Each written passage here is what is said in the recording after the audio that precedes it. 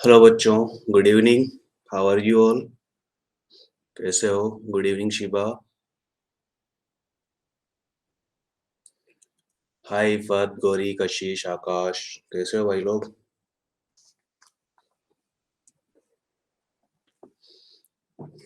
आवाज़ आ रही है सही से?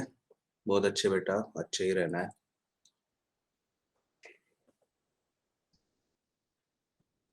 ऑलराइट। कौन सी क्लास है आपकी इस वीक की?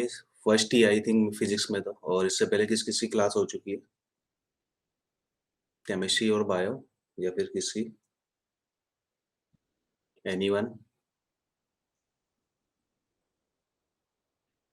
ज्वाइन करके बैठेंगे भाई। अच्छा, बायो की हुई है, केमिस्ट्री की हुई है। ऑलराइट।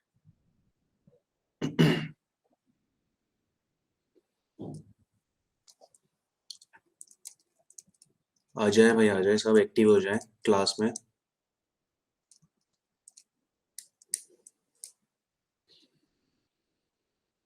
और कोई पहचानता है क्या मुझे, या फिर फर्स्ट टाइम देख रहे हो?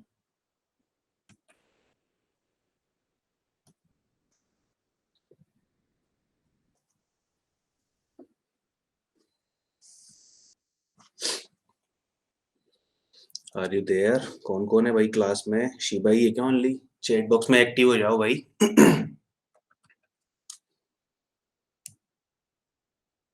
यस, कोई इशू नहीं है।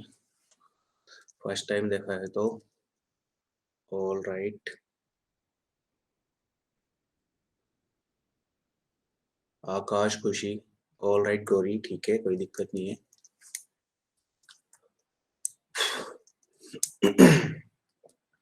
तो बच्चों, कैसे रहते हैं आप लोगों के एग्जाम्स, अगर आपने दिए हैं? ऑब्वियसली दिए हैं। और किस सब्जेक्ट का हार्ड लगा, किस सब्जेक्ट का इजी लगा, जो आपके भी टर्म वन के एग्जाम्स हुए थे?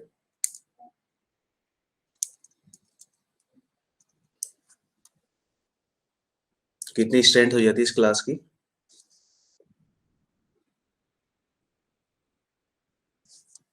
अच्छा, फिजिक्स टफ लगा।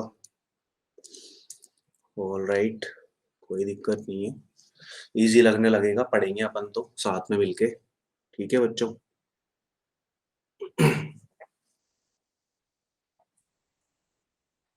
ओके, फिजिक्स अच्छी नहीं थी, कोई इशू नहीं है, एक बार अब अच्छी हो जाएगी वैसे। उस टाइम हम लोग थोड़ा सा क्रेश कोर्स भी कर रहे थे एक तरीके से, इस वजह से ज़्यादा आप लोगों की अंडरस्टैंडिंग नहीं बन पाई होगी, और प्रिपरेशन की कमी की वजह से एग्जाम्स हमारे बिगड़ते हैं। सो चलिए क्लास स्टार्ट करें हम आज अपनी आज की। मैं अपने बारे में बता दूं। आई एम आकिब खान जई। My name is Aqib Khan. ठीक है। And basically I am an engineer, but I am teaching since 2017, so I have experience of 5 years teaching in physics। ठीक है। तो 5 साल से मैं फिजिक्स पढ़ा रहा हूँ, and I have enough experience in this. ठीक है। Before this I was working with Byju's, उससे पहले मैं अकेडमी में था। इन दो बड़े प्लेटफॉर्म से मैं पढ़ा चुका हूँ, and I belongs to Kota Rajasthan. यहाँ पर भी मैंने टीचिंग की है, तो यहाँ का भी एक्सपीरियंस मुझे है। You don't need to worry about your career कि हमें एक्सपीरियंस टीचर पढ़ा रहे हैं या नहीं पढ़ा रहे। ठीक है। तो इस बारे में आपको टेंशन लेने की कोई ज़रूरत नहीं है। ठीक है। Welcome all of you guys to Avanti classes. ठीक है। थोड़ा सा ओरिएंटेशन की हल्की फुल्की बातें कर लेंगे, अगर किसी का छूटा हो पहले तो जस्ट। ठीक है। अवंती आपको पता ही है क्यों है यहाँ पर। ठीक है। तो आपको अच्छे से अच्छे कॉलेजेस के अंदर एंटर कराने के लिए अवंती आपके पास यहाँ पर है ना बच्चों? इसीलिए ही है ना, अपन को अच्छे से अच्छे कॉलेज में जाना है, चाहे वो एनआईटी हो, आईआईटी हो, नीट के लिए हो, है ना, गवर्नमेंट कॉलेजेस हो हमारे एमबीबीएस के लिए, या एम्स हो। ऑलराइट बच्चों, तो यहीं जाना है आपको, इसीलिए अवंती आपके पास आई है। और ऑब्वियसली आपको फ्री कोचिंग प्रोवाइड करवा रहे हैं हम लोग। ठीक है। सो मिस पूजा झा आपको जानते ही हैं, पहले भी ओरिएंटेशन में बात करी होगी इनकी। तो this is first IAS officer. 2014 से आरपीवीवी से इन्होंने पढ़ाई की थी अवंती के साथ, एंड 2021 में इन्होंने आईएएस एग्जाम क्लियर किया। ठीक है। एक से कुछ एग्जाम्पल है हमारे पास। आयुष है और वेदांत है। ठीक है, तो ये कुछ स्टूडेंट्स है जो आप ही की तरह से गवर्नमेंट कॉलेज स्कूल से थे। Yes, yes. मैथ्स के सर ने ऑब्वियसली बता दिया होगा, मैं जस्ट थोड़ा सा रिपीट कर रहा हूँ, ठीक है। तो ये अवंती की कहानी है कि कुछ हमारे पास से जो स्टूडेंट्स निकले हैं वो अच्छी अच्छी जगहों पे जा भी चुके हैं, और ऑब्वियसली आप लोग भी अच्छी जगह जाओगे। तो ये कुछ डाटा है जो कि आपको दिख रहा है स्क्रीन के ऊपर।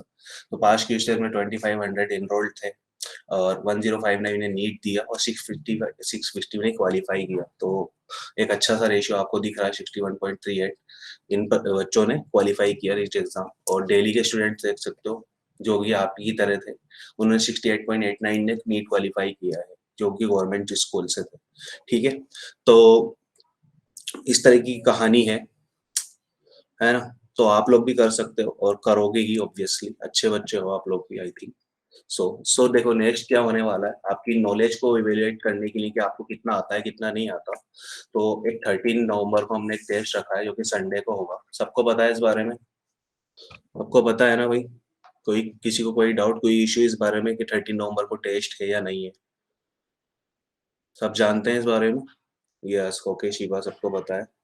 ठीक है, सो इसका सिलेबस ये है, किसी ने स्क्रीनशॉट नहीं लिया हो तो ले लो, और एक पेज और है इसका भी ले सकते हो। अगर किसी के पास नहीं हो तो ये सिलेबस आएगा आपके टेस्ट के अंदर, और इसी से हम इवैल्यूएट करेंगे कि आपको किस बेस के अंदर भेजना है। 2 program stacks we are having.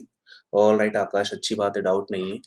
ठीक है, तो फोटोन एंड कैटालिस्ट बेस हमारे पास होंगे। फोटोन के अंदर आपको पता ही है, प्रॉब्लम सॉल्विंग स्किल के ऊपर ज्यादा ध्यान दिया जाएगा। ठीक है, और कैटलिस्ट के अंदर आपको पता है कि कंसेप्ट बेस्ड में हम ज्यादा ध्यान देंगे। ठीक है, सो फोटोन के अंदर 12 आवर बैच है और 6 आवर बैच दोनों में है। ठीक है, फोटोन एंड कैटलिस्ट में 12 आवर में आपको पहले भी पता होगा कि 4 क्लासेस पर सब्जेक्ट होती है पर वीक, एंड 2 क्लासेस डेली होगी। ठीक है, इसमें 1 क्लास डेली होगी। ठीक है, तो ये कहानी है फोटोन की, और इसमें प्रॉब्लम सॉल्विंग स्ट्रेटेजी ज्यादा होगी। इन बच्चों को कंसेप्ट अच्छे होंगे, सो ये प्रॉब्लम सॉल्विंग पे ज्यादा ध्यान दिया जाएगा यहाँ पर। ठीक है, और कैटालिस्ट में भी बेसिक अंडरस्टैंडिंग होगी, लेकिन बेसिक अंडरस्टैंडिंग देने के बाद में वहाँ पर कंसेप्ट भी बताए जाने के बाद में न्यूमेरिकल्स भी ऑब्वियसली होंगे ही सही। ठीक है, तो टेंशन लेने की जरूरत नहीं कि फोटोन में मिला हमें या कैटालिस्ट मिला, ये सब आपके ऊपर जो आपकी अंडरस्टैंडिंग है सब्जेक्ट की, उस रिगार्डिंग होगा ये सारी चीजें। जब हम टेस्ट ले लेंगे उसके बाद असेसमेंट करेंगे तो इस चीज से हमें पता लग जाएगा। ठीक है, इसमें भी वही 12 आवर एंड 6 आवर बैचेस है, और 12 आवर 6 आवर बैचेस की कहानी आपके ऊपर ही है कि आपको कौन सा बैच ऑप्ट करना है या कौन सा नहीं करना है। ज्यादा टाइम है तो ये कर सकते हो, कम टाइम है तो ये कर सकते हो, कोई इश्यू वाली बात नहीं है। ठीक है बच्चों, और we are here with you for 2 years coaching program. ठीक है, 11 12 का सिलेबस कंप्लीट करेंगे, वीकली टेस्ट आपके होते ही हैं, स्टडी मटेरियल आपको मिल जाता है, क्या किस फॉर्म में मिलता है, आपके क्लास नोट्स मिल जाते हैं, आपको डीपीपीज वगैरह मिल जाती है। ठीक है बच्चों, एंड डाउट सॉल्विंग सेशन आपके संडेज को होते हैं। ठीक है, एंड फाइनली जब आपके फॉर्म की डेट्स आएगी तो उसमें भी आपकी हेल्प की जाएगी, एंड काउंसलिंग के टाइम जब आपका सिलेक्शन हो जाएगा तो उसमें भी हम आपके साथ रहेंगे। तो ये ब्रीफ था, थोड़ा सा मैंने बता दिया, जिनको नहीं पता हो वो रिकॉर्डिंग में भी देख पाएंगे। ठीक है बच्चों, और टेंटेटिव प्लानर सबको पता है कि कौन सा कोर्स हम कंप्लीट करेंगे, सेकेंड टर्म का, है ना। अभी जब हम पढ़ाई स्टार्ट करने वाले हैं वो सेकेंड टर्म के सिलेबस को हम पढ़ने वाले हैं। सबको पता है ये बात? कोई इश्यू हो, कोई डाउट हो तो पूछ सकता है किसी को भी, शिबा, गौरी, इफ़त, आकाश, सौरभ, किसी को भी डाउट हो पूछ सकते हैं। ठीक है, और अभी यहाँ पे नहीं पूछ पाए तो कुछ भी कोई बात हो तो इस मेल आईडी के पर आप मेल कर सकते हैं, कोई इशू नहीं है कहीं पे भी। कोई भी डाउट हो आपको, कोई भी परेशानी हो तो इस मेल आईडी से आप हमको कांटेक्ट कर सकते हो। ठीक है, तो चलो चैप्टर स्टार्ट करेंगे आज का नया, मैकेनिकल प्रॉपर्टीज ऑफ सॉलिड। ठीक है, सबको मजा आ रहा है या नहीं आ रहा? अब आएगा मजा तो। ये बेसिक सी चीज हो गई थी, पहले हमने बात कर ली थी इस बारे में। ठीक है, तो मैकेनिकल प्रॉपर्टीज ऑफ सॉलिड्स के बारे में बात करेंगे। टर्म 1 के बेटा, जो जो भी आपको चैप्टर पढ़ाए जाएंगे ना वो अच्छे से समझाया जाएगा, तो आपका टर्म 1 की जो अगर कुछ रह गई हो, बैकलॉग रह गया हो तो उससे परेशान होने की जरूरत नहीं। ठीक है ना, आपकी चीजें क्लियर करते हुए ही चलेंगे सौरभ, है ना। और टर्म इसका जस्ट जैसे ही टर्म 2 का सिलेबस कंप्लीट हो जाएगा, हम जल्दी जल्दी कोशिश करेंगे कि आपका जो भी छूटा हुआ है उस चीजों को कंप्लीट कराया जाए। ऑलराइट, तो डाउट सेशंस जो भी होते हैं आपके संडेज में, वहाँ पे भी आप अपने डाउट्स क्लियर कर पाओगे, ठीक है ना। सो टेंशन लेने की जरूरत नहीं है कि कुछ छूटा हुआ है तो इससे परेशान हो हम, ठीक है राहुल सौरभ। बेटा अभी टर्म 2 का सिलेबस हमें स्टार्ट करना है, देखो सेक्टर 6 स्टार्ट नहीं कर पाएंगे। अगर टर्म 2 का बाकी रह गया तो फिर दिक्कत आएगी आकाश, ठीक है ना। सो इसमें वैसे भी सेक्टर 6 की कोई यूज आने वाला है नहीं, ठीक है। तो चलिए मैकेनिकल प्रॉपर्टीज ऑफ सॉलिड्स के बारे में आज हम बात करेंगे। तो क्या बता रहा है भाई ये चैप्टर, किसके बारे में हम बात कर सकते हैं, सॉलिड्स के बारे में बात करेंगे। और सॉलिड्स की कौन सी प्रॉपर्टी के, मैकेनिकल प्रॉपर्टीज के बारे में हम बात करेंगे, ठीक है बच्चों। सो इस चैप्टर में हम कोशिश करेंगे कि electric behaviour of solids complete कर पाए, stress strain Hooke's law and stress strain का, ये चीजें हम पढ़ने की कोशिश करेंगे आज, ठीक है। तो सब तैयार हो अच्छे से इस चैप्टर को पढ़ने के लिए, समझने के लिए? कौन कौन तैयार है भाई, जल्दी जल्दी बता दो चैट बॉक्स में, किस किस को एक्साइटेशन है। सब एक्साइटेड हो जाओ यार, चैप्टर स्टार्ट करने जा रहे हैं, ठीक है। बहुत बढ़िया बच्चों, रेडी है सब, बहुत अच्छे बहुत अच्छे। चलिए स्टार्ट करते हैं। तो बताइए मुझे मैटर क्या होता है। यस बच्चों, बहुत अच्छी बात है, रेडी हो आप लोग। सो व्हाट इज मैटर, कुछ मैटर हो गया भाई, जल्दी इधर आजा, वाला मैटर है भाई। ऐसा तो नहीं है ना। ठीक है, तो मैटर क्या होता है, that occupies space and has मास, ठीक है।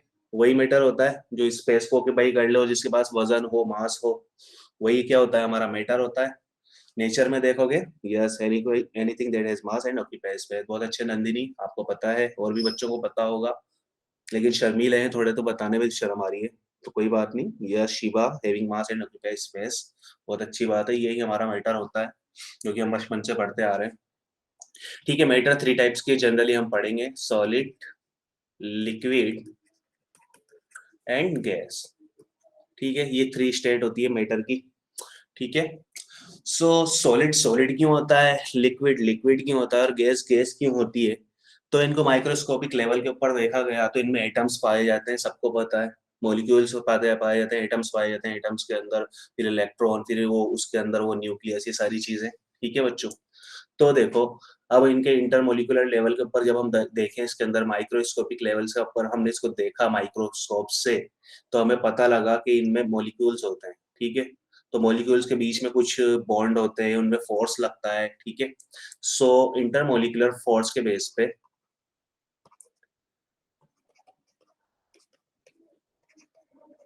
अगर हम कहें तो इंटरमोलिकुलर फोर्स जो होता है सॉलिड्स में क्या होता है, बहुत ज्यादा होता है as compare to liquid and gas, ठीक है। इसमें सबसे ज्यादा होता है, इसी वजह से ये टाइट होते हैं, ठीक है। पत्थर मार देते हैं तो हम उसके खून निकल जाता है उससे, वो हार्ड होता है, ठीक है। लिक्विड के अंदर बात करें तो इसमें इंटरमोलिकुलर फोर्स थोड़े कम होते हैं, लूजली बाउंड होते हैं, इनका शेप हम बदल सकते हैं, एक बकेट से दूसरे में डाल दो बदल जाएगा बेचारा, ठीक है। और गैस की बात करें तो इनमें बहुत कम होता है, ठीक है। इंटरमोलिकुलर फोर्स, इनके एटम के बीच में या मॉलिक्यूल्स के बीच में जो फोर्स होगा, ये लूजली बाउंड होते हैं एक दूसरे से, कहीं भी उड़ते फिरते रहते हैं गैसेस, ठीक है बच्चों। तो ये कहानी है सॉलिड लिक्विड एंड गैस की। तो देखो इंटरमोलिकुलर फोर्स सबसे ज्यादा है, तो हमारा जो सॉलिड है ना, उसका शेप एंड साइज चेंज करना इजी होता है या हार्ड होता है, shape and size can't change easily, hard होता है, सही बात है, यही कहानी है। लिक्विड के अंदर इजी हो जाएगा, ठीक है, shape and size can change easily, यही कहानी है। और गैस की तो बात ही मत करो भाई, दिल्ली के बच्चे हो आप लोग, तो बस वहीं की कहानी आपको याद होगी, सीएनजी खूब मिलती है, तो सिलेंडर्स में भर भर के बेचते हैं हम गैस को वहां पे, है कि नहीं, है ना। बेचते हो कि नहीं बेचते हो, पंप्स वाले बेचते हैं, कुछ कुछ होंगे भी सही यहाँ पर के इनके फादर्स का पंप हो या रिलेटिव का पंप हो, ठीक है। So more easy to change shape and size. और देखो अब गैस एटमॉस्फेयर में घूमती रहती है, किसी भी कंटेनर में डालोगे उसी का वॉल्यूम ऑक्यूपाई कर लेती है गैस। तो छोटे कंटेनर में डालोगे तो वॉल्यूम उसका कम कर सकते हैं, बड़े में डालोगे तो वॉल्यूम उसका बढ़ा सकते हैं। तो यही कहानी होती है, तो इसका वॉल्यूम भी हम चेंज कर सकते हैं इजीली। ठीक है, ये तो हो गई गैस की कहानी। लेकिन हमें ये पढ़ना नहीं है लिक्विड एंड गैस अभी, नेक्स्ट चैप्टर की कहानी है। ठीक है, सो बताओ मुझे लिक्विड एंड गैस को हम कंबाइंडली क्या कहते हैं? है कोई होशियार बच्चा जिसको पता हो? जल्दी बताइए। किसी को याद है लिक्विड एंड गैस को हम क्या कहते हैं? फ्लूइड कहते हैं। आयुष को पता है, वंशी विशाखा को पता है, तो बहुत अच्छी बात है बच्चों, इनको हम फ्लूइड कहते हैं। तो ये नेक्स्ट चैप्टर का भी थोड़ा सा हमने इनका क्लासिफिकेशन देख लिया कि नेक्स्ट चैप्टर में लिक्विड एंड गैस को हम कंबाइनली बोलेंगे फ्लूइड।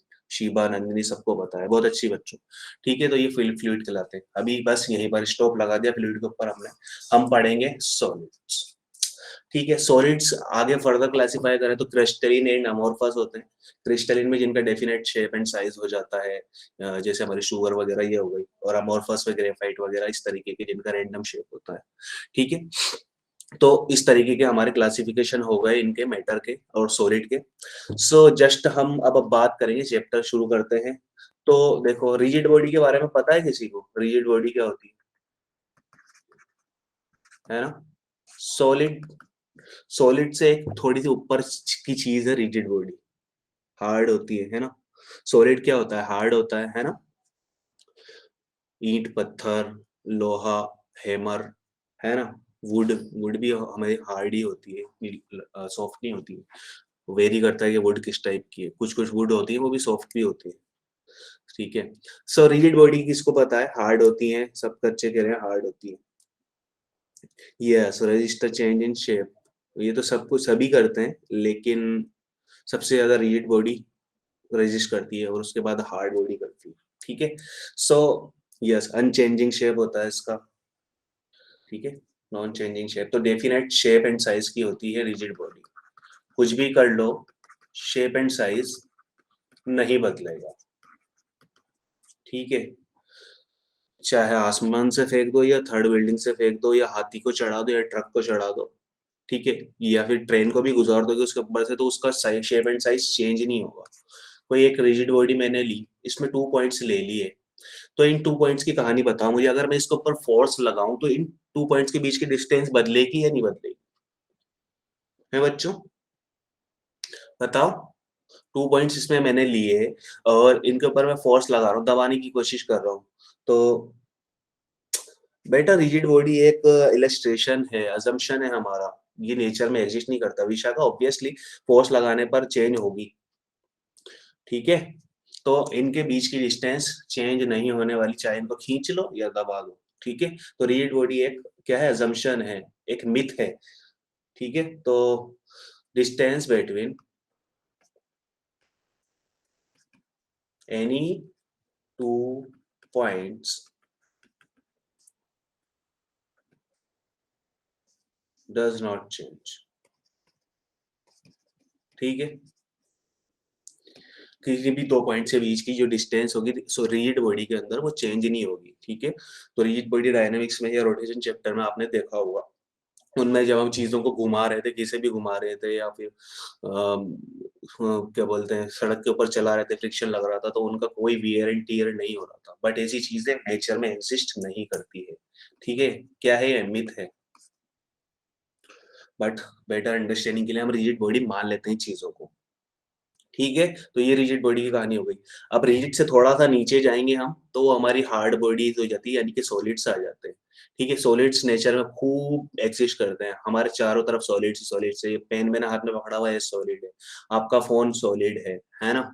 आप जिस फर्श के ऊपर बैठे हो, फ्लोर के ऊपर बैठे हो, वो सॉलिड है कि नहीं? नेचर में हमारे चारों तरफ क्या है? सॉलिड्स ही सॉलिड से भरा पड़ा है। ठीक है, तो ये कहानी है।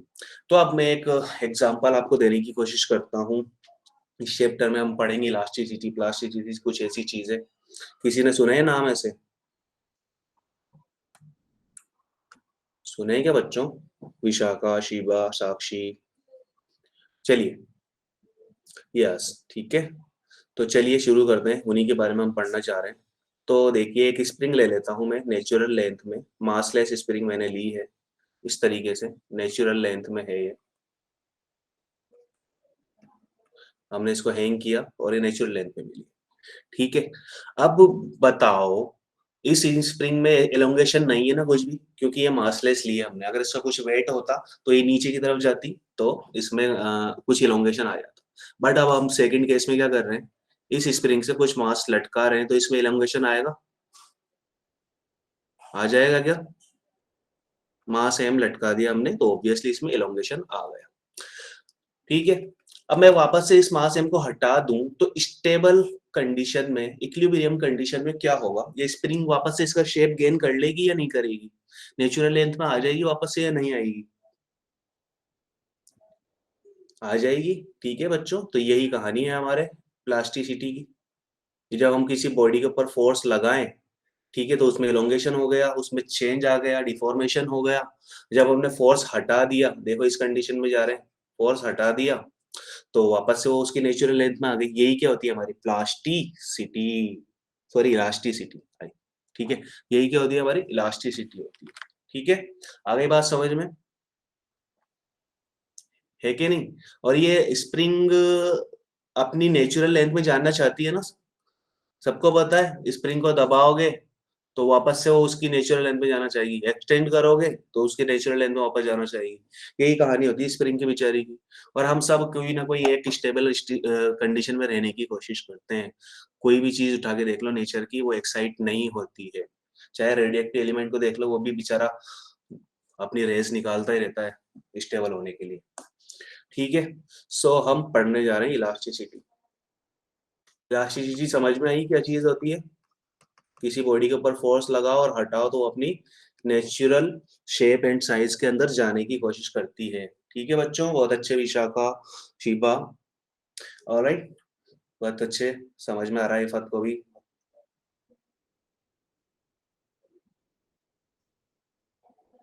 हाँ बच्चा, ये चीज हम पढ़ेंगे। ठीक है सौरभ, ये चीज हम पढ़ने वाले हैं अभी। ठीक है, टेंशन लेने की जरूरत नहीं है। सो इलास्टिसिटी क्या होती है? When we remove force a body, या फिर when we apply force a body opposes any change, opposes any change in its shape and size। ठीक है, किसी बॉडी के ऊपर आपने फोर्स लगाया, और जो फोर्स लगाते हो ना आप, उसका नक्शा बदलने की कोशिश करते हो, वो हमारा फोर्स अगर उसको बोले हम तो डिफॉर्मिंग फोर्स कहलाता है। डिफॉर्मेशन का मतलब होता है किसी चीज को बिगाड़ देना, खराब कर देना, उसका शेप एंड साइज बदल देना। ठीक है बेटा, ये चैप्टर हमारा मैकेनिकल प्रॉपर्टीज ऑफ सॉलिड चल रहा है। ठीक है, ठीक है, तो इस चैप्टर में ये वाली बात कर रहे हैं इलास्टिसिटी एंड प्लास्टिसिटी की। तो a body opposes any change in its shape and size. ठीक है, पहली पहली लाइन ये है, पहला पॉइंट ये है इलास्टिसिटी के डेफिनेशन का। सेकंड पॉइंट की हम बात करें, so a body regain its original shape and size. ठीक है, ओरिजिनल शेप एंड साइज इसका रिगेन कर लेगी when after removing the deforming force. जो फोर्स हमने इसके ऊपर लगाया होगा, अगर उसको हम रिमूव कर देंगे तो बॉडी का क्या करेगी, उसके नेचुरल या ओरिजिनल शेप एंड साइज को गेन करने की कोशिश करेगी, जैसी हमारी स्प्रिंग ने किया। यही क्या होती है हमारी इलास्टिसिटी होती है। तो इलास्टिसिटी किस किस के अंदर पाई जाती है बताइए? हम सब में पाई जाती है। कोई भी मटेरियल उठा लो, सबके अंदर इलास्टिसिटी पाई जाती है, थोड़ी बहुत या ज्यादा या कम, है ना? किसी भी चीज को हम दबाते हैं तो वो उसका शेप गेन करने की वापस से कोशिश करती है। मैं पेन को दबा रहा हूँ, इसने वापस से इसका शेप गेन कर लिया, इसमें डिफॉर्मेशन आया हो या नहीं आया हो। ठीक है, एक माइन्यूट लेवल के ऊपर अगर हम फोर्स लगा रहे हैं तो डिफॉर्मेशन आता है, जो कि हमें दिखता भी नहीं है। ठीक है ना बच्चों, क्लियर है ये बात?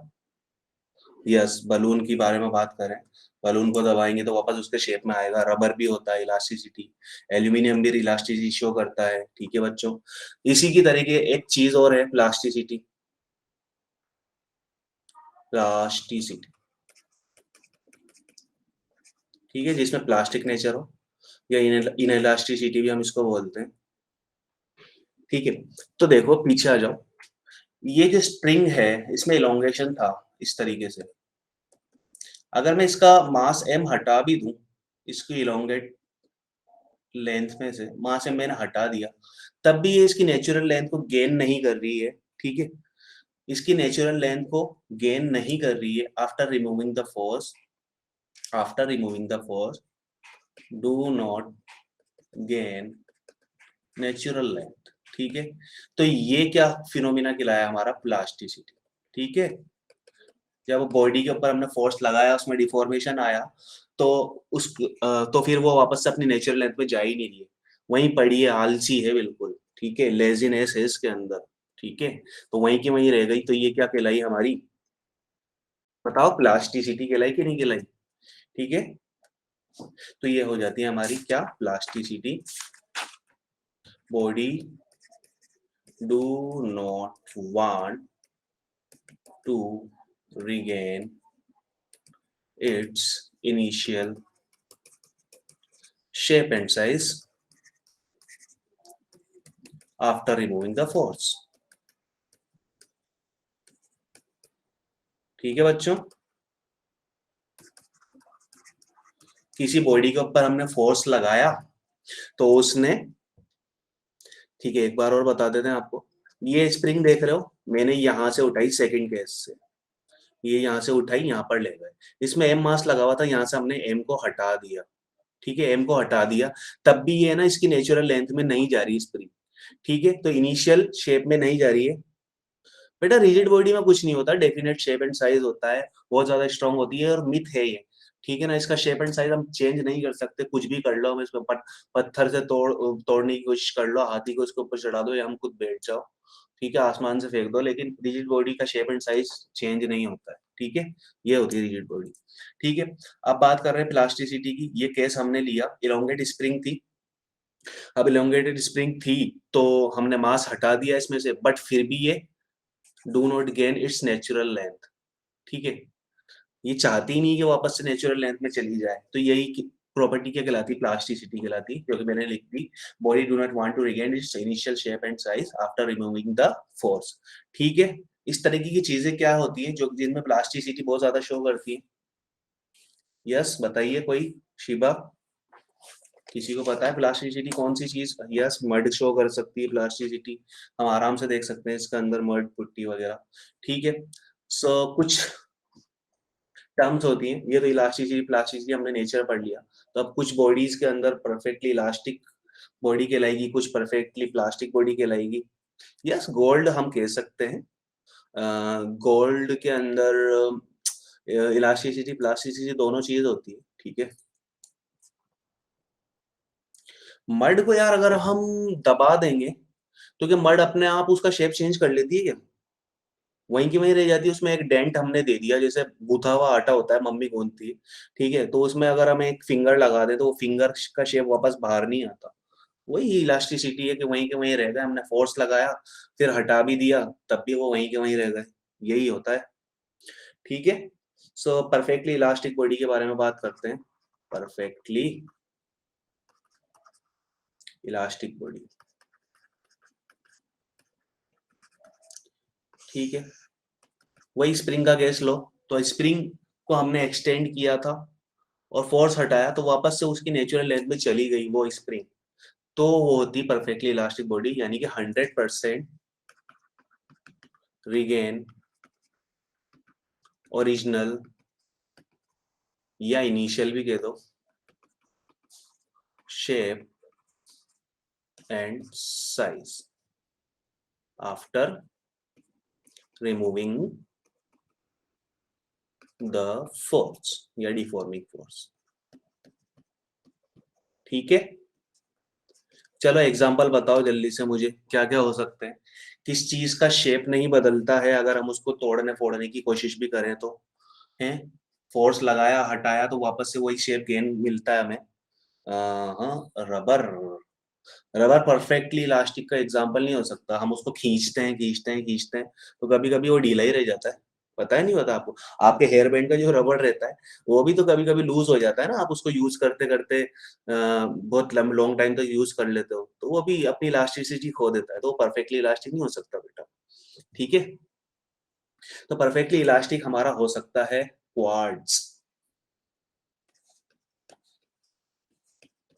या फिर बोल दो डायमंड, ठीक है? ये एग्ज़ैक्टली परफेक्टली इलास्टिक नहीं है, नियरेस्ट अप्रोच है इनकी, फोस्फर ब्रोंज, ठीक है? ये क्या है? Nearest approach. Exactly perfectly elastic nature में कुछ नहीं होता। ऐसी कोई चीज नहीं है जो है ना हम उसके ऊपर फोर्स लगाते जाएं और वो हमेशा ही अपनी नेचुरल लेंथ में चली जाएगी, ठीक है? क्वाड्स यार आप नेट पे सर्च करोगे ना तो आपको कुछ इमेजेस दिखेंगे, अभी मैं इमेजेस नहीं दिखा पाऊंगा, तो मतलब भी नहीं है बताने का, ठीक है ना? गूगल करना, उसमें आपको कुछ मतलब व्हाइट व्हाइट कलर सी कुछ पेपर भी दिखेगा या कुछ इस तरीके की चीजें दिखेंगी, वही क्वार्ट्स होता है हमारा, ठीक है? सो परफेक्टली इलास्टिक बॉडी हो गई हमारे, इसके एग्जांपल हो गए। और परफेक्टली प्लास्टिक बॉडी के बारे में बात करें,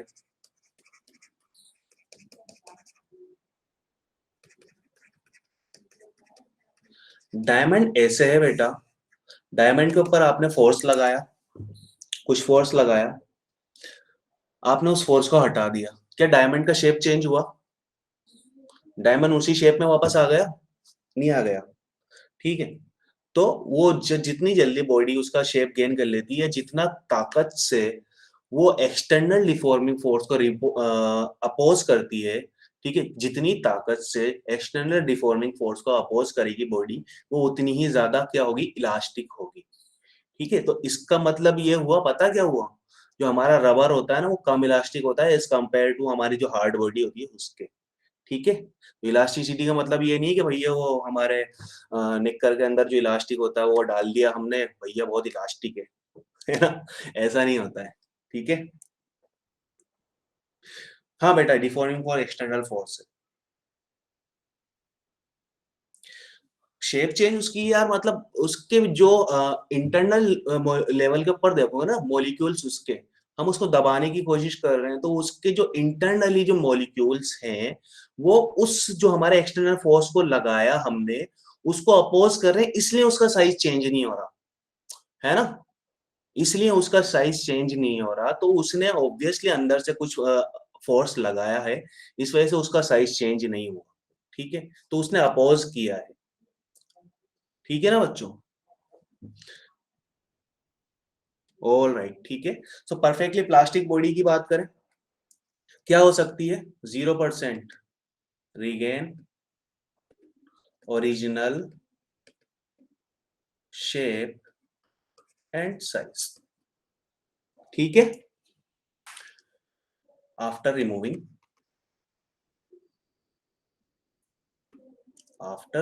the deforming force, after removing, इसके एग्जांपल बताओ जल्दी से, कौन कौन बताएगा? किस किसको आता है? क्या क्या एग्जांपल हो सकते हैं इसके? फिर वही नियरेस्ट अप्रोच होगी, परफेक्टली इलास्टिक, परफेक्टली प्लास्टिक कोई भी नेचर में एग्जिस्ट नहीं करती। चलिए बताइए, श्रेया, आयुष, इरम, नंदिनी, क्या क्या हो सकता है? देखो, पुट्टी हो सकती है, क्ले हो सकती है, यस, मड हो सकती है ना? मोम भी हो सकता है जो हमारी मोमबत्ती में कैंडल में मिलता है, तो पैराफिन वैक्स इसको बोलते हैं, ठीक है? यस, सैंड को नहीं बोल सकते यार, सैंड थोड़ी सी हार्ड होती है, ठीक है? ठीक है ना बच्चों, क्लियर है? ओके, चलें आगे बढ़े। चलिए, इतनी बात हो गई, अब हम थोड़ी सी एक एक दो टर्म्स जान लेते हैं कि इलास्टिक लिमिट क्या होती है, इलास्टिक फटीग क्या होता है। तो टिक टैक वाला पेन सबके पास होता है, वो जिसमें स्प्रिंग होती है, उसको निप्स को बाहर निकालो, अंदर डालो, वापस इस तरीके से पॉइंट दबा के, उसी की तरह इलास्टिक लिमिट होती है हमारी, ठीक है, उसकी स्प्रिंग को आप ज्यादा खींच दोगे तो फिर वो पेन खुलना बनना ही बंद हो जाता है। ठीक है, तो इलास्टिक लिमिट क्या होती है? देखो, किसी चीज के स्प्रिंग को आप लोगे, ठीक है, स्प्रिंग को आपने ली और खींचा छोड़ दिया, खींचा छोड़ दिया, वो नेचुरल लेंथ में आ जा रही है, ऐसे ऐसे खेल रहे हो। लेकिन कोई आपकी क्लास में था, वही बहुत ज्यादा हेवी वेट का बच्चा था, ताकतवर था, बहुत ज्यादा मसल्स उसके स्ट्रॉन्ग थे, ठीक है, उसने यूं करके खींचा, वो स्प्रिंग वहीं की वहीं रह गई। होता है ना ऐसा, कभी कभी आपने पेन की स्प्रिंग से खेला हो, कभी ऐसे खेलने लग जाते हैं, खराब हो जाता है तो उसका पोस्टमार्टम कर देते हैं बच्चे कि पेन को खोला, अब इसके अंदर क्या निकलेगा, लेकिन उसमें निकलता कुछ भी नहीं। ठीक है, तो वो स्प्रिंग आपको एक लिमिटेड फोर्स से ज्यादा फोर्स लगा देते हो ना, तो वो वहीं की वहीं रह जाती है बेचारी, उसमें या वहां पे रहती है, या फिर थोड़ी सी उसकी नेचुरल लेंथ की तरफ जाती है, लेकिन उसमें एक डिफॉर्मेशन आ जाती है। तो वो मैक्सिमम फोर्स जो आपने लगाया ना, वही उसकी इलास्टिक लिमिट था, कि एक मैक्सिमम फोर्स आपने लगा दिया, उसके बाद बॉडी उसकी नेचुरल लेंथ में नहीं आ रही, उसमें कुछ ना कुछ परमानेंट डिफॉर्मेशन रह गई, वही हमारी क्या होती है, इलास्टिक लिमिट। ठीक है, तो द मैक्सिमम डिफॉर्मिंग फोर्स, ठीक है, the maximum deforming force up to which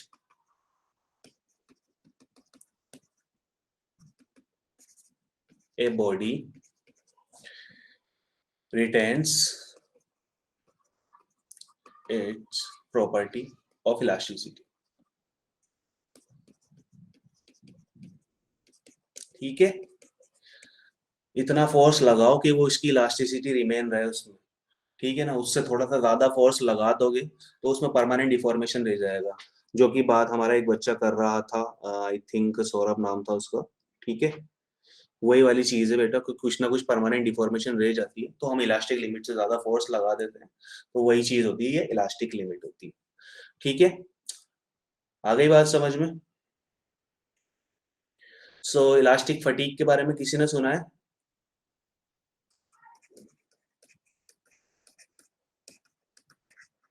elastic fatigue, कोई चीज थक गई, किसी चीज को आपने इतना पढ़ा है कि वो पढ़ते पढ़ते थक गए।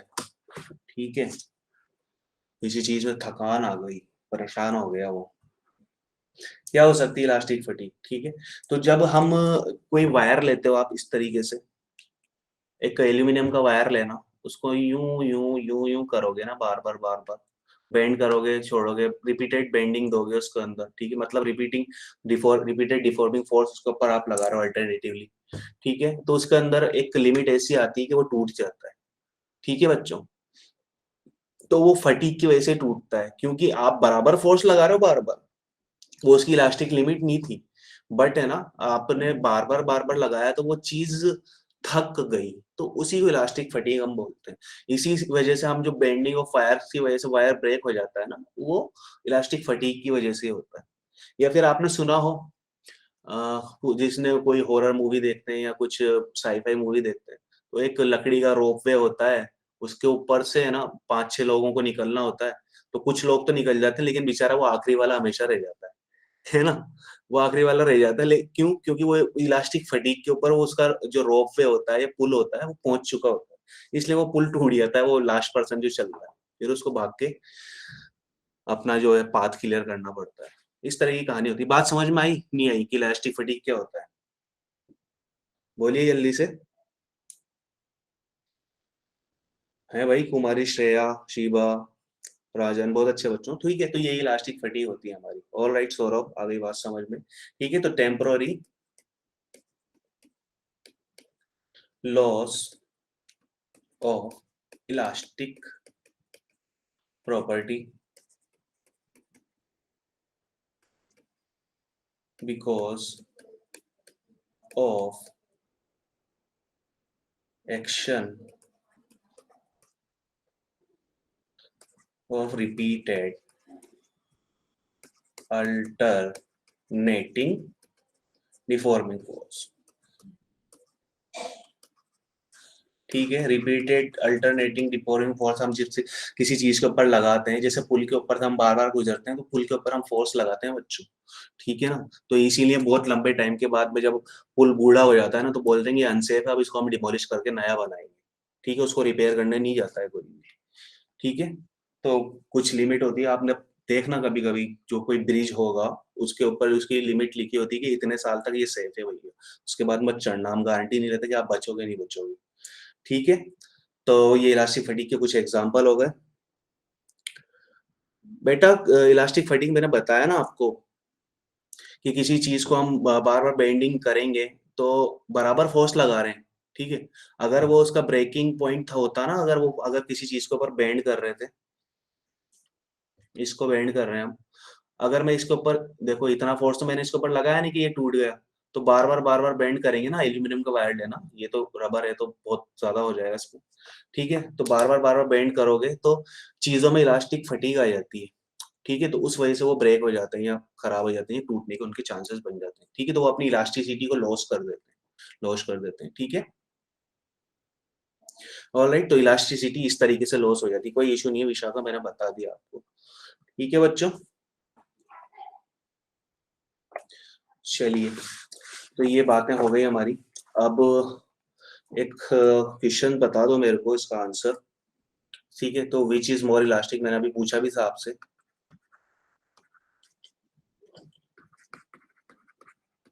रबर होगा या स्टील होगा? कौन मोर इलास्टिक होगा?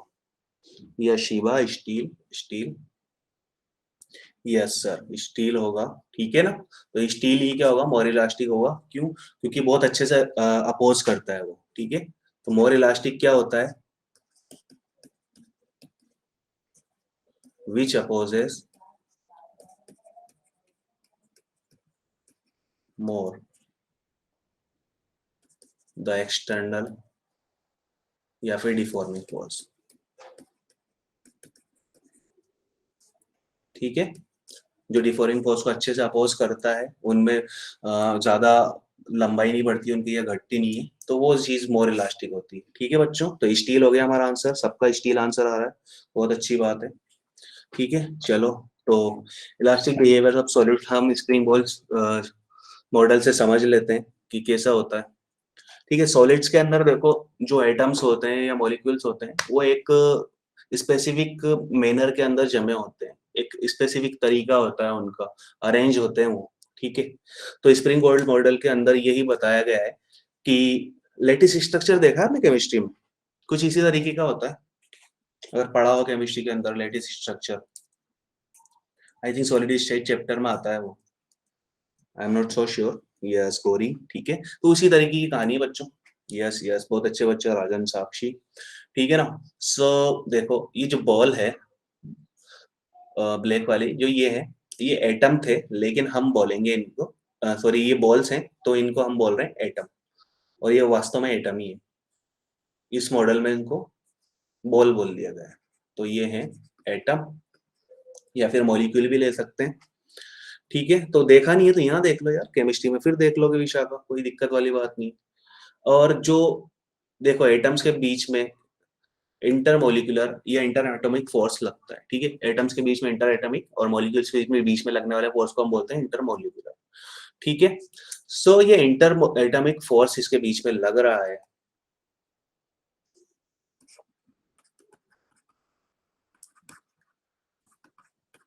ठीक है, इनके एटम्स होते हैं, उनके बीच में इंटर एटॉमिक फोर्स लग गया, लगा दिया हमने। तो जब भी हम किसी सॉलिड को दबाने की कोशिश करते हैं ना, तो इसमें देख लो, उठा लो इसको, इधर लेके आ जाओ, एक चीज उठा के ले आते हैं, एक सेट उठा लेते हैं।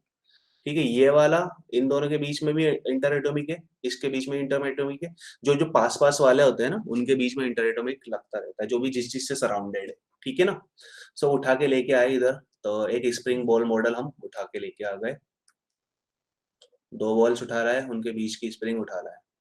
ठीक है, कोई एक्सटर्नल फोर्स नहीं लग रहा था इस कंडीशन में। ठीक है यार, अच्छे से बना देते हैं इसको।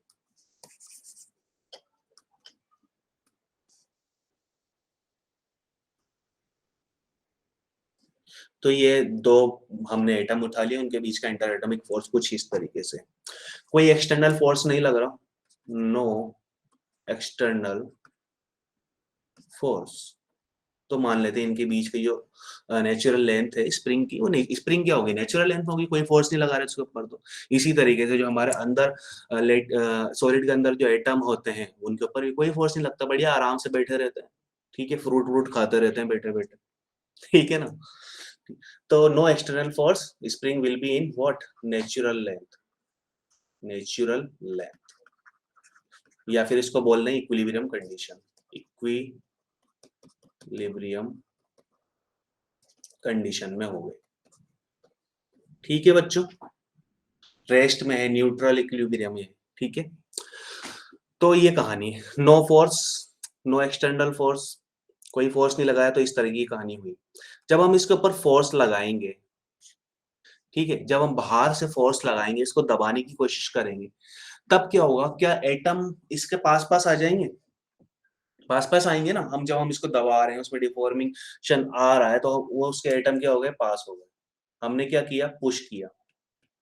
ठीक है, पुश किया, दबा दिया, दोनों तरफ से कंप्रेस कर दिया, तो क्या होगा, पास पास में आ जाएंगे, पास पास ले आओ भाई।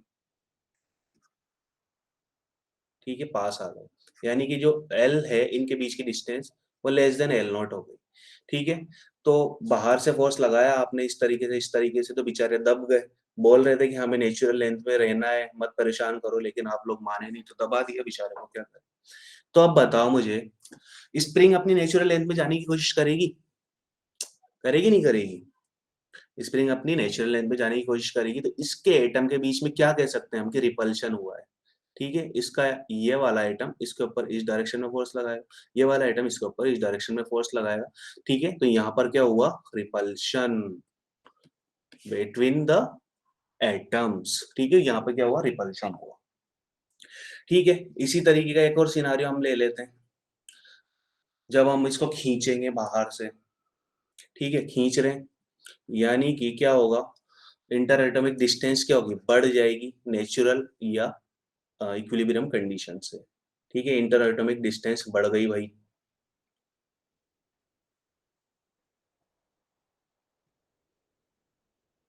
ठीक है, इंटर एटॉमिक डिस्टेंस हमने बढ़ा दी एल नॉट से, यानी कि हम इनको खींच रहे थे भाई साहब।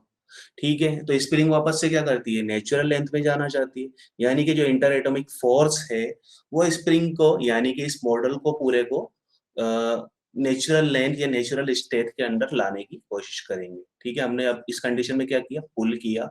अब इसके एटम के बीच में क्या होना चाहिए, वो कहेगा भैया वापस आ जा यार, बहुत दूर चला गया, ये भी कहेगा दूर चला गया, वापस आ जा। ठीक है, तो ये वापस आने की कोशिश कर रहे हैं, बहुत दूर हो गए थे, तो यहाँ पर क्या होगा, अट्रैक्शन, यही होगा या और कुछ होगा?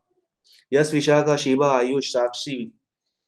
ठीक है, तो अट्रैक्शन होगा। इसी तरीके का हमारा क्या होता है, इलास्टिक बिहेवियर ऑफ सॉलिड्स होता है, कि आप बाहर से फोर्स लगाते हो तो उनमें क्या होता है, खींचने लगते हो तो अट्रैक्शन हो जाता है, और दबाने लगते हो तो रिपल्शन हो जाता है, यानी कि अपनी नेचुरल स्टेट के अंदर सब रहने की कोशिश करते हैं भैया। आजकल जमाना नहीं है, ठीक है, कि कोई इधर उधर जाए, कोई किसी के लिए दुख नहीं उठाता, सच बात है ना। ठीक है बच्चों, तो इस तरीके की कहानी है। तो इस तरीके का हमारा स्प्रिंग बॉल मॉडल होता है, या इलास्टिक बिहेवियर ऑफ सॉलिड्स, इस तरीके से हम समझ सकते हैं। ठीक है, तो एक कर्व होता है। ठीक है रंजन, राजन, सही है। ठीक है, तो मोर्स कर्व की बात करेंगे हम। आपके बुक में तो नहीं है, बट मैं बता देता हूँ कि क्या कहानी है इसकी, इसी से समझ में आ जाएगा। आप फेमिलियर होने चाहिए, कहीं दिख जाए तो, ऐसा नहीं हो कि मार्स हमने बताया नहीं। ठीक है, तो ये होता है पोटेंशियल एनर्जी और इंटर एटॉमिक डिस्टेंस के बीच में। आर क्या है, इंटर एटॉमिक डिस्टेंस। ठीक है, दो एटम्स के बीच की डिस्टेंस। ठीक है, तो इस तरीके का ग्राफ होता है इसका।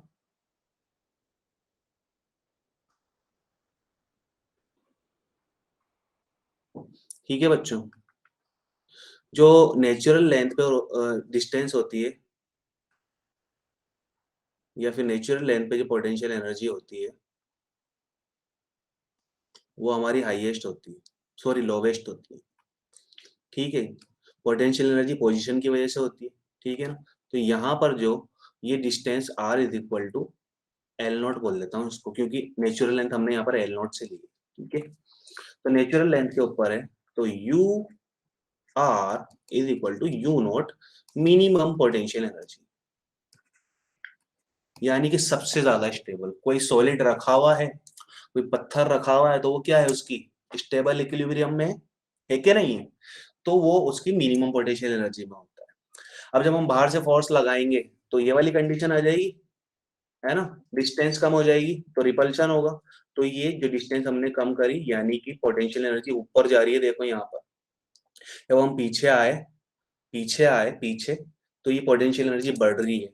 या इस पॉइंट से जाकर देखोगे तो पोटेंशियल एनर्जी बढ़ रही है, तो यहाँ पर क्या हो रहा है, रिपल्शन हो रहा है, ठीक है। और जब पुल कर रहे हैं, इसको खींच रहे हैं, तब भी डिस्टेंस बढ़ रही है, तो ये वाला जो जोन है ये अट्रैक्शन जोन है,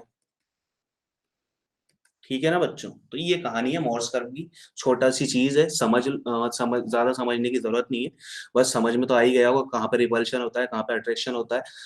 डिस्टेंस बढ़ा दोगे तो अट्रैक्शन होने लग जाएगा, कम कर दोगे तो रिपल्शन होने लग जाएगा, वही चीज मैंने इस ग्राफ के अंदर बताई है, ठीक है जी।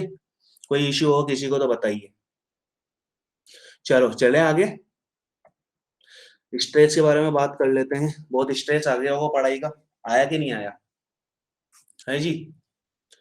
आ गया क्या, विशाखा, राजन, चीबा, और भी बच्चे हैं, आयुष, इरम, लक्ष्मी, बोलिए बोलिए, सौरभ, बहुत अच्छे बच्चों। ठीक है, तो स्ट्रेस ऑफ आ गया क्या स्ट्रेस चलो कोई ना, स्ट्रेस नहीं लेने की जरूरत है, स्ट्रेस हमारे पढ़ते पढ़ते आया है, लेकिन हमारे माइंड में स्ट्रेस नहीं आना चाहिए, ठीक है ना। तो स्ट्रेस क्या होता है, माइंड वाला स्ट्रेस की बात नहीं कर रहा हूँ, है ना, बहुत स्ट्रेस आ गया हो, बायोलॉजी वाले स्ट्रेस की भी बात नहीं कर रहा हूँ, ठीक है बच्चों। तो स्ट्रेस होता है हमारा restoring force per unit area, yes, force per unit area. इसको हम प्रेशर भी बोल सकते हैं फिर तो बेटा, Vishakha, force per unit area बोलेंगे तो यहाँ पर जो फोर्स है वो रिस्टोरिंग फोर्स है, ठीक है ना बच्चों। तो एक अगर इस तरीके का वॉल लूम है, उससे किसी रोड को मैंने ऐसे कनेक्ट कर दिया, ठीक है, रोड यहाँ पर फिक्स है, ठीक है, ये रोड है, रोड का क्रॉस सेक्शनल एरिया ए है, इसके ऊपर बाहर से मैं फोर्स, डिफॉर्मिंग फोर्स एफ लगा रहा हूँ।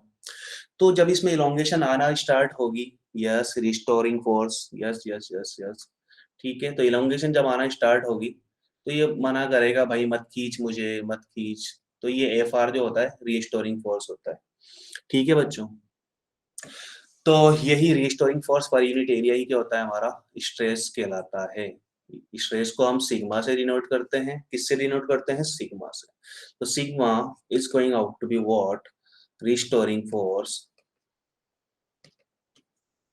डिवाइडेड बाय कौन सा एरिया, बेटा कुछ भी नहीं यार, restoring force per unit area की बात कर रहे हैं, बस यही है। इसके अंदर की कहानी अगर पूछो तो ये वॉल है, ये रोड है, बाहर से हमने एफ फोर्स लगाया, एक्सटर्नल फोर्स, तो ये रोड में इलोंगेशन आना स्टार्ट हो गई, क्योंकि हम इसको खींच ही रहे हैं, तो ऑब्वियसली इलोंगेशन आएगी इसके अंदर, ठीक है ना। अब इलोंगेशन आ रही है तो रोड का कुछ ना कुछ तो प्रॉपर्टी होगी कि भैया मत जाओ, दूर मत जाओ, वही इंटर एटॉमिक फोर्स, वही इंटर एटॉमिक फोर्स क्या है, रिस्टोरिंग फोर्स है, जो कि इसको दूर ज्यादा नहीं जाने देता है, ठीक है, ज्यादा इलोंगेशन नहीं होने देता है। तो वही रिस्टोरिंग फोर्स, और जो डिवाइड बाई इसका एक क्रॉस सेक्शनल एरिया है, वही क्या होता है, हमारा स्ट्रेस होता है, ठीक है, divide by area of cross section.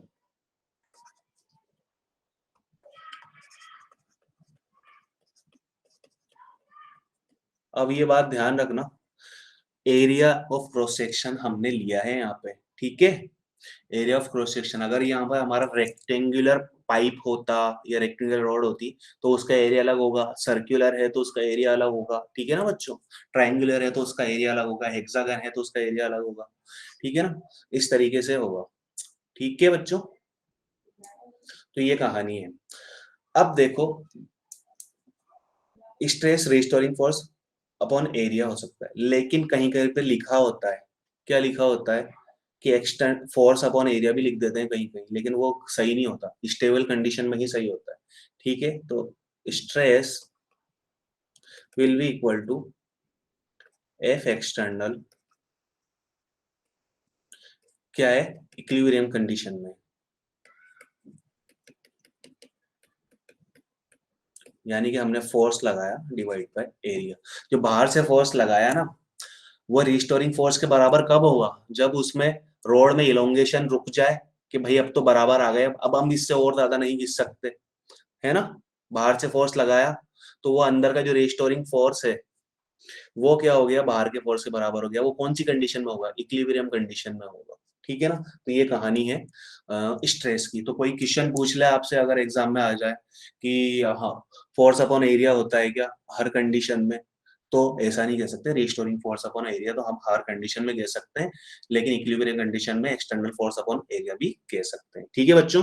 ये कहानी है। अब एसआई यूनिट की बात कर लेते हैं। फोर्स अपॉन एरिया है तो एसआई यूनिट क्या होगी इसकी, एसआई यूनिट, या फिर यूनिट ही लिख देता हूँ बेटा यहाँ पे। यूनिट क्या होगी, न्यूटन अपॉन मीटर स्क्वायर, यही होगी एसआई या एमकेएस, ठीक है। और क्या हो सकती है सीजीएस के अंदर बता दो, डाइन अपॉन डायन अपॉन सेंटीमीटर स्क्वायर, यही है क्या सीजीएस में, ठीक है ना। डायमेंशनल फॉर्मूला कौन होशियार बच्चा बताएगा, विशाखा, राजन, शीबा, इफत, बहुत अच्छे। न्यूटन अपॉन मीटर स्क्वायर यही होती है इसकी यूनिट। चलिए बता दीजिए डायमेंशन, कोई तो करो मेंशन, एनीवन, जल्दी से, हाँ जी, कोई है, चलो निकालो निकालो निकालो। ओफो, देखो m1 l-1 t-2, yes, Lakshmi का आंसर आया, ठीक है। m1 l-1 t-2, इसको सही लिखता हूँ यार, ठीक है। यही होती है इसकी डायमेंशनल फॉर्मूला। किसी को कोई आपत्ति, शंका? यस आयुष, यही होती है, ठीक है ना।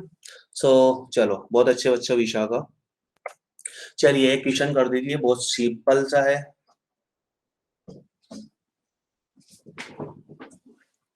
सिंपल सा क्वेश्चन कौन बताएगा करके सॉल्व, जल्दी से बता दीजिए, जल्दी से,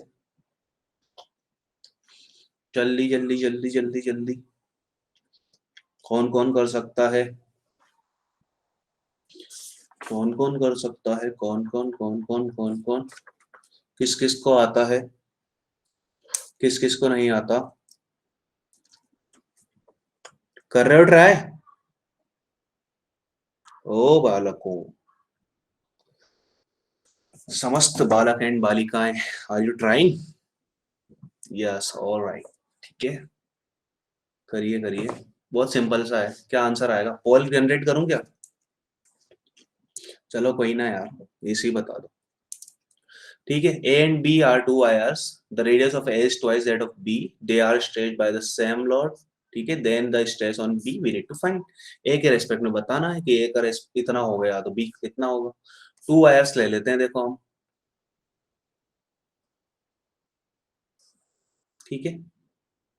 ये वायर ए है, और यहां पर ले लेते हैं दूसरा वायर बी। क्वेश्चन में दिया गया है the radius of A is twice that of B, तो यानी कि इसकी 2r अगर हम लें तो इसकी रेडियस r लेंगे। दे आर स्टेड बाय द सेम लोड, यहाँ पे लोड सेम लगा है तो यानी कि यहाँ पर जो फोर्स होगा F, यहाँ पर F होगा, यहाँ पर भी क्या होगा F फोर्स होगा।